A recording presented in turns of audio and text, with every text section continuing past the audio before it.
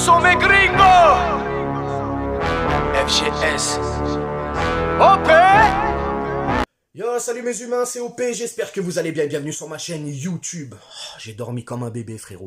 Debout. Je suis flex, oh, des étirements, oh, je me suis réveillé ce matin, j'avais la pêche.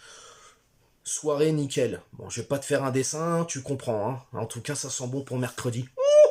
Bref, les amis, on se retrouve pour une vidéo assez spéciale. Pourquoi? Parce qu'on a tendance souvent à parler du mercato, des joueurs qui arrivent, les performances, sont-ils bons, pas bons? Sont-ils faits pour le Paris Saint-Germain? Je ne sais pas pourquoi je danse, mais j'ai envie de danser. Hein, regarde ce pas de danse, frérot. Bref, et souvent, on ne parle pas des joueurs qu'on a prêtés. Parce que oui, on a prêté énormément de joueurs cet été.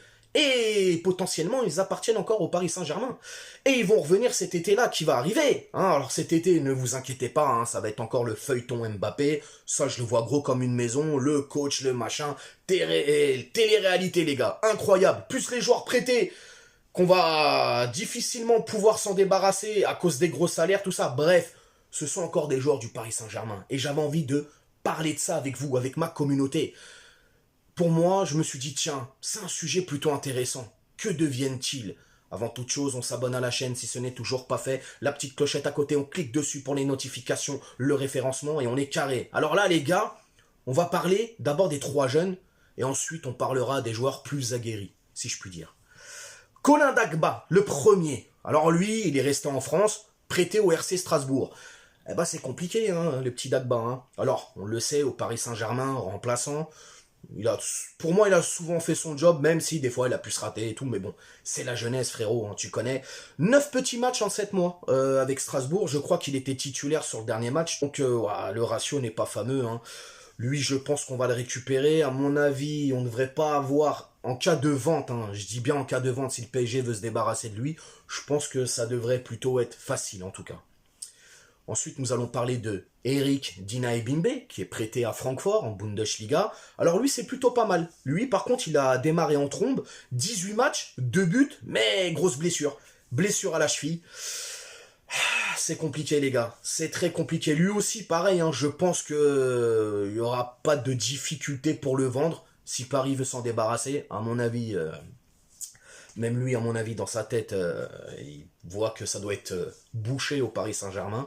Donc voilà, de fortes chances qu'il ne soit pas parisien cet été, mais on verra bien. En tout cas, plutôt un beau ratio quand même en 7 mois. 18 matchs, 2 buts.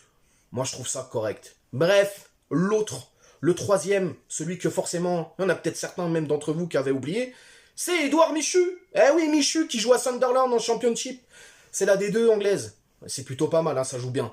Eh ben, c'est 10 matchs en 7 mois. Donc, alors, j'ai pas été voir un match de lui, je sais pas ce qu'il fait et tout.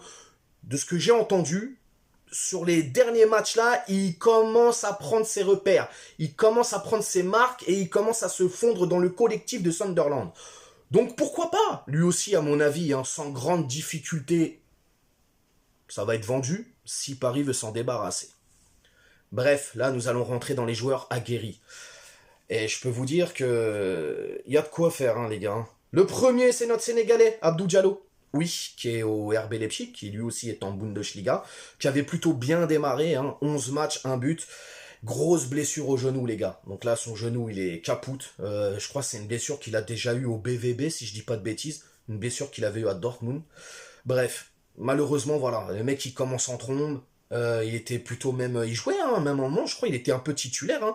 Bon, après, c'est compliqué avec Guardiol, Simakan, tout ça, de se faire une place. Mais en tout cas, il a joué des matchs. 11 matchs, 1 but, le genou capoute. Bon, bah là, c'est compliqué. Voilà, les gars. Abdou Diallo, grosse blessure pour l'instant.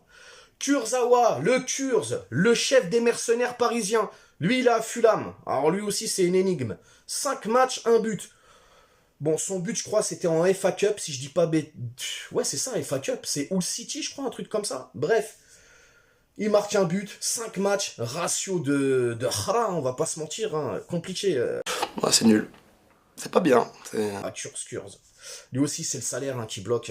Après, tu me diras, Fulham, ils ont de l'oseille, en espérant qu'on s'en débarrasse vite. Mais bon, 5 matchs, 1 but. C'est catch à boudin, ça, hein. Nous allons parler aussi de notre Hollandais, Wijnaldum, à l'AS Roma. Alors lui, il n'a pas de chance, frérot. Il arrive à l'AS Roma, un seul petit match, Et là, blessure. La jambe cassée. Oh là là là. Ah, c'est compliqué, le pauvre. Le pauvre, le pauvre. Lui, en tout cas, il n'a pas été mis dans les meilleures dispositions. Hein. Le mec, il est à Liverpool, il est incroyable. Capitaine de la Hollande, incroyable. Il vient à Paris, hein. Le clan des Sud-Américains, qui, disons-le, hein, ne l'ont pas accueilli à sa juste valeur, hein, qui l'ont mis un peu sur le côté et tout, qui l'ont fait la misère. Ils l'ont haggar, hein, tout simplement. Eh ben, compliqué. Wijnaldum, compliqué. Un petit match. Lui aussi, on va le récupérer. Ah, ça va être dur hein, de s'en débarrasser. Un gros salaire aussi. Ouais, compliqué, compliqué, compliqué. Ensuite, on continue avec la liste, les gars. L'Allemand, Draxler. Eh ouais, Draxler, les gars, lui aussi qui est prêté au Benfica et qui, même là-bas, n'arrive pas à s'imposer. Lui, c'est vraiment une énigme pour moi. Alors oui, lui aussi, hein, il est dans le clan des mercenaires un petit peu. Il faut le mettre quand même. Hein. Faut arrêter de faire semblant. Draxler, c'est une énigme. Alors, c'est 17 matchs de but. Hein. Bon, c'est plutôt pas mal en 7 mois, tu me diras. Mais même Benfica, aucune proposition. Le gars, il joue que des bouts de match. Waouh, c'est dur, c'est dur. Moi, je comprends pas. Le mec, champion du monde à l'époque. Après, je pense que l'arrivée de Neymar lui a fait beaucoup de mal au Paris Saint-Germain. Je pense que ça a dû lui mettre un coup dans la confiance. Je vois pas d'autre chose parce que Draxler, il y a un truc qu'on pourra pas lui enlever, c'est le ballon, frérot. C'est un excellent joueur de ballon. Il est incroyablement fort techniquement. Vraiment, vraiment, vraiment. Mais voilà. Il n'y a rien dans la tronche, poteau. C'est compliqué. Nous allons parler de notre Argentin, champion du monde récemment. Hein, Leandro Paredes. Comment dirais-je, le footeur de merde hein, du vestiaire parisien. Hein. En tout cas, il est dans le clan, lui. C'est sûr qu'il aimait bien aller titiller un petit peu. Foutez bien la merde. Bref, 18 matchs à la Juve. La Juve n'en veut même pas. La Juve veut s'en débarrasser. Il est nul. Il ne fait rien. Ah ouais, la Juve, même eux, je pense qu'ils regrettent de l'avoir pris en prêt.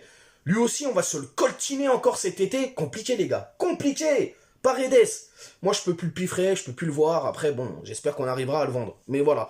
18 matchs. Alors, c'est pas 18 matchs titulaires. Hein. Pour tout le monde, hein, toutes les listes que je vous ai citées, les gars, c'est pas tous titulaires. C'est des bouts par-ci, par-là. Parfois, ils ont été titulaires sur quelques matchs et tout. Mais bon, c'est compliqué, les gars. Puis j'ai gardé le meilleur pour la fin. Le meilleur pour la fin. Eh oui, Mauro Icardi, qui est en train de se refaire une santé du côté de la Turquie. Ah, il enchaîne les buts en ce moment. Il est fit. Incroyable. Incroyable la métamorphose. Comme quoi, tu te dis, c'est incroyable, le gars, il est à Paris, il se laisse mourir, on dirait, télé-réalité avec Wenda, je sais pas quoi, machin, il part à Milan, jet privé, il veut retrouver son amour. L'autre, elle est pas là, elle est partie avec un rappeur colombien, je sais pas. C'est n'importe quoi, frérot. Eh ben, le gars, il est en train de remonter la pente, et plutôt bien. Galatasaray, 13 matchs, 9 buts, il a encore marqué ce week-end. Il est au top, il est vraiment au top. Alors, beaucoup se sont posé la question, justement, car, voilà, il nous faut un neuf dans cette équipe. Et cet hiver, beaucoup se sont posé la question, comme je viens de te le dire. Est-ce qu'il faudrait pas le rapatrier, puisqu'on cherche ce fameux neuf? Après, les gars, il est bon en Turquie, il est bon à Galatasaray, mais il peut revenir à Paris et réafficher un niveau qu'il avait sur les derniers temps là avec le PSG, c'est-à-dire 0. Donc, en tout cas, c'est la seule satisfaction de tous ces prêts, c'est lui, c'est Mauro Icardi. Et c'est plutôt satisfaisant, j'ai envie de vous dire. Or voilà, c'est un peu un condensé de tous ces joueurs prêtés par le Paris Saint-Germain. On va pas se mentir, un niveau ratio, c'est très faible. À part Mauro Icardi qui sort vraiment du lot et qui enchaîne but sur but. Donc on verra cet été s'il le conserve. Je crois que Galatasaray est prêt à mettre maximum 13 millions d'euros. Ils peuvent pas plus. On verra si le Paris accepte de brader son attaquant argentin. Aboule le fric, aboule le fric. Voilà les amis, dites-moi en commentaire vraiment ce que vous pensez de tous ces prêts, de toutes ces prestats justement de ces joueurs prêtés. Et qui pourrait peut-être tirer son épingle du jeu et rester au PSG cet été, au vu des besoins qu'on a. Surtout, on verra le mercato, parce que les gars, les histoires d'Mbappé et tout va ressortir. Hein. Alors, on est parti pour un tour de grand 8. Accroche-toi, Jeannot, le vent va souffler, frérot. Les gars, dites-moi en commentaire ce que vous avez pensé de ce contenu, de toutes ces prestations, de ces joueurs prêtés par le Paris Saint-Germain. D'ailleurs, grosse pensée au peuple turc, hein, les amis, hein, qui ont subi un séisme ça a fait des morts et des blessés. Donc voilà, grosse pensée à nos amis turcs. Vraiment, vraiment, vraiment, vraiment à travers le monde. Bref, les amis, on s'abonne à la chaîne si ce n'est toujours pas fait. La petite clochette, les notifications, etc., etc. On s'attrape demain pour l'avant-match. Oui, demain, c'est le Classico. L'avant-match, les gars. 8e de finale de Coupe de France. Et je peux te dire que on va se faire plaisir dans l'avant-match. Bref, je vous dis à demain. Ciao. T'as fait une Nougano, c'est que tu t'es pris une banane. Pas de gauche à la néné, nettoyeur de lucarne. Nique sa mère, les foutiques, c'est l'UTES que j'incarne. Paris Capital et la...